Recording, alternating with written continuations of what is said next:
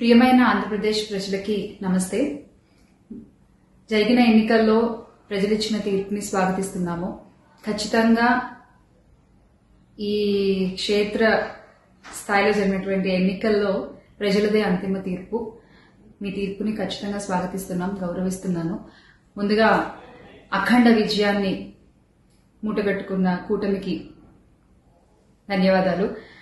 పెద్దలు నారా చంద్రబాబు నాయుడు గారికి, అలాగే పవన్ కళ్యాణ్ గారికి, బీజేపీ సభ్యులందరికీ, పురంధరేశ్వరి గారికి, అందరికీ కూడా హార్దిక కృతజ్ఞతలు తెలియజేసుకుంటున్నాము. అలాగే వైసీపీ గెలుపు కోసం కష్టపడ్డ ప్రతి కార్యకర్తకి, ప్రతి ఒక్కళ్ళకి, వైసీపీ కుటుంబం మొత్తానికి కూడా పేరు పేరున ధన్యవాదాలు.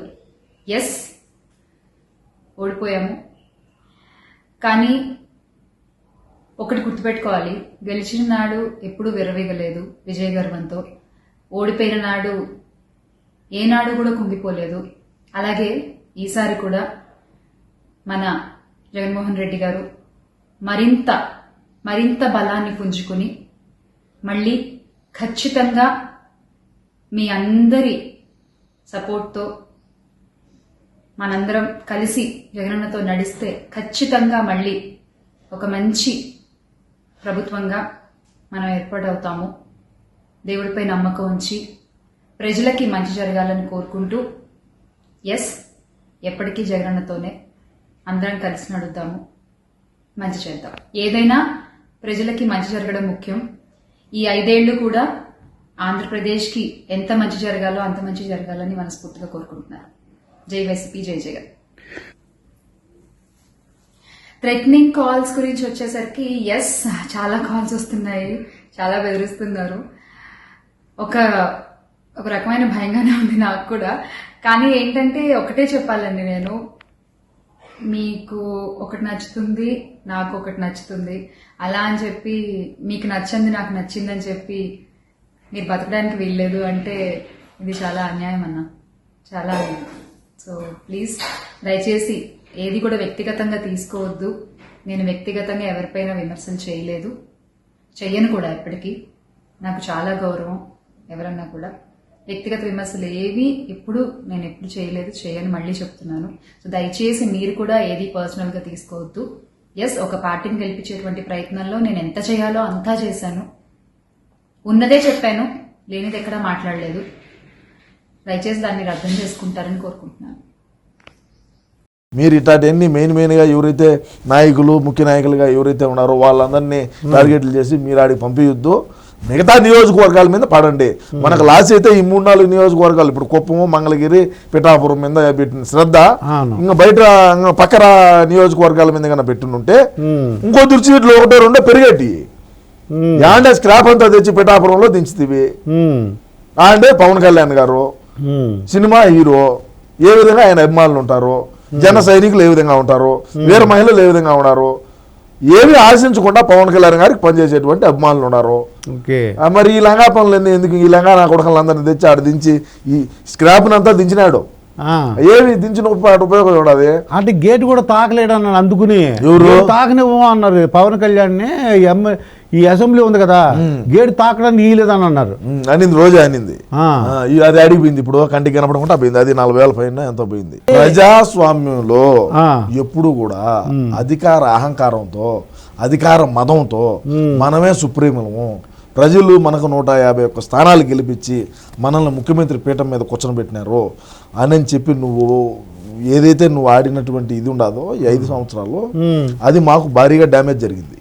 ఇంకొకటి, ప్రజల్లోకి పోవాలంటే పోలేడు. ఇచ్చిన హామీలు, ఇచ్చిన మాట తప్పితే ఓటు వేయొద్దని చెప్పిన మగోడు, దమ్మున్న మగోడు జగన్ అన్నారు. అట్నే చేశారు ప్రజలు.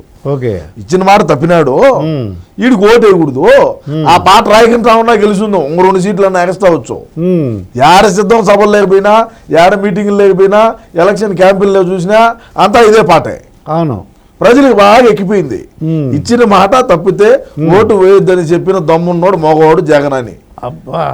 అది బాగా ఎక్కిపోయింది. వీడన్నీ చేసేటన్నీ అయ్యాయి కదా, మద్య నిషేధము, సిపిఎస్ రద్దు, ఆ. అదే విధంగా చూసుకుంటే ఇంకా జాబ్ క్యాలెండర్, పోలవరం కడతా, రాజధాని అమరావతి, మేము బ్రహ్మాండమైనటువంటి ఇది తెచ్చాము, పరిశ్రమలు తెచ్చాము, పరిశ్రమలు ఉన్నాటి తనివి దొబ్బినాడు, ఏమి తేకపోలా.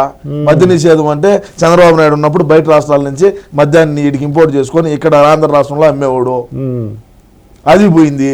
అది ఎత్తిపోయింది కంపెనీ. మద్య నిషేధం ఈయన స్పిరిట్ తెచ్చి స్వయంగా వేంపల్లో బత్తాయి చెట్లలో మనం ఓన్గా మ్యానుఫ్యాక్చరింగ్ చేసి రాష్ట్రానికి అంతా ఎక్స్పోర్ట్ చేసి రాష్ట్రానికి అంతా డీలర్లకు అందరికి వేసి షాపులు మంది అంటే భూమి భూమి మరి భూము స్పెషల్ స్టేటస్, ప్రెసిడెంట్ మెడల్, దారు హౌస్, అన్ని స్పెషల్ స్టేటస్. మేము ఆడ మెడల్ నుంచి తేలేకపోయినా 120 రూపాయలు ఇచ్చి ఇక్కడ వైన్ షాపులో ఇచ్చా నీకు స్పెషల్ స్టేటస్ ఇచ్చాడు బాటలో. ఓకే, ఇంకేం కావాలి అంతకాడికి? నీకు స్పెషల్ స్టేటస్ నేను చూడాలనుకుంటే వైన్ షాపు పోయి 150-200 అడిగినది అది లెక్కించినామంటే నువ్వు స్పెషల్ స్టేటస్ నీ జేబులో ఉండిట్టే. మరి ఏంటి రోజా పరిస్థితి ఏంటి తమ్ముడు? మాజీ పర్యాటక శాఖ మంత్రి కదా, ఇంకా పర్యటనలు చేసుకుంటా ఉంటది.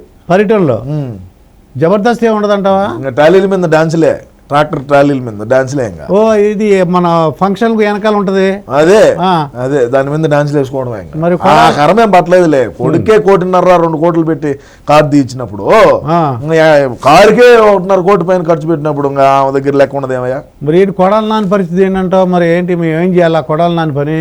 కొడాలి నాని ఏమున్నది, ఓడిపోయాడు కదా గుడివాడలో. అవును, ఓడిపోయాడు. మరి ఎమ్మెల్యే లేదు, మినిస్టర్ లేదు, ఏం చేయాలా? అంటే ఎల్లకాలం ఎమ్మెల్యే మినిస్టర్ గానే ఉంటారు అనుకున్నావా? అంతే, నేను అలాగే అనుకున్నాను. ప్రజాస్వామ్యం అయ్యా ఇది. 30 ఏళ్ళు ఉంటాడు అనుకున్నాను నేను పోరాటం చేస్తాను 30 ఏళ్ళలో. అన్న కోసం నా ఈ పోరాటం ఆగదు. Point number 1, Kodali Nani cancer. Kodali Nani క్యాన్సరా? క్యాన్సర్ బసవ తారకంలో చూపించుకుంటాడు. ఎవరిది? బాలకృష్ణ గారిది. వాళ్ళ తల్లిగారి పేరు మీద బసవ తారకమ్మ క్యాన్సర్ రీసెర్చ్ ఏదో పెట్టినాడు కదా, ఓకే, ఆడికి పోయి చూపించుకుంటాడు. మేము ఎంత తిట్టినప్పటికీ మా బతికేమో మళ్ళా బాలయ్య కాలకాడికి, బాలయ్య పెట్టిన హాస్పిటల్కి పోయి ఆడ ట్రీట్మెంట్ చేసుకుంటా బతున్నాము. అది పరిస్థితి. మొన్నగడ కళ్ళు తిరిగి పడినాడు. సరే నీకు అన్ని ఎందుకయ్యా, నువ్వేదో అడుగు. ఏం వాళ్ళ క్యాన్సర్ వంశీ పోని చెప్పు. వాళ్ళని వంశీ ఏం హైదరాబాద్కి వచ్చేసినాడు కదా. హైదరాబాద్ వచ్చేసాడా? నుంచి మరి బిజినెస్ అని చేసుకోవచ్చా, ఏమైనా వదిలేస్తారా ఏంటి? అసలు ఏంటి పరిస్థితి ఎలా ఉంటుంది అంట? వ్యాపారాలు వాళ్ళకి రియల్ ఎస్టేట్లు వాళ్ళకు బ్రహ్మాండంగా, వాళ్ళకు మంచి మంచి పరిచయాలు ఉంటాయి. మన అదే మనం అంటే ఇంటర్నేషనల్ గా ఉంటాం, మనకు లోకల్ గా తెలియదు కాబట్టి ఏదో వాళ్ళు పడేది వాళ్ళు పడతా ఉంటారు. మనకెందుకు? ఇప్పుడు జగన్మోహన్ రెడ్డి గారు ఇప్పుడు ఓడి చెప్పేది ఇప్పుడు జగన్మోహన్ రెడ్డి ఏంది బొక్క, మా అన్నే కావచ్చు. ఆయన ఐఏఎస్ఎల్ ఐపీఎస్ఎల్ కోర్టులో మెంగపెట్టినాము. ఈ వల్లభనేని వంశీ అంతా, రోజా అంతా, బొక్క విడుదల రజనీ ఏంది, గుడివాడు గుట్కాగాడి ఏంది, ఏమైతే అది వీళ్ళందరిది ఐఏఎస్ఎల్ ఐపీఎస్ అని కోర్టు బోన్లు ఎక్కించి నా కొడకలము, తల్లిని చెల్లిని వాడుకొని ఏదలు బడిగా తిప్పిన వాళ్ళము. సినాయన ఈడు మాకు ఎన్నుపోటు పొడిచాడు, ఈడు మాకు ఇదిగా ఉన్నాడు అని చెప్పి గొడ్డలతో నరికిన వాళ్ళము. ఇంకా కొడాలి నాని ఏంది, వల్లభనేని వంశీ ఏంది బొక్క ఏందంట. ఇప్పుడు గొడ్డలు అన్నావు కదా, మరి గొడ్డలు అంటే ఎన్నాళ్ళు సీఎం గా ఉన్నందుకు జగన్మోహన్ రెడ్డి గారు పర్లేదు. ఇప్పుడు మరి దిగిపోయారు, ఏమవుతుంటారు గొడ్డల పోటు? ఏమైతే ఏమవుతుంది, సిబిఐ విచారణ పిలుస్తుంది, పోతాము అన్నా పోతాడు, వదినా పోతుంది.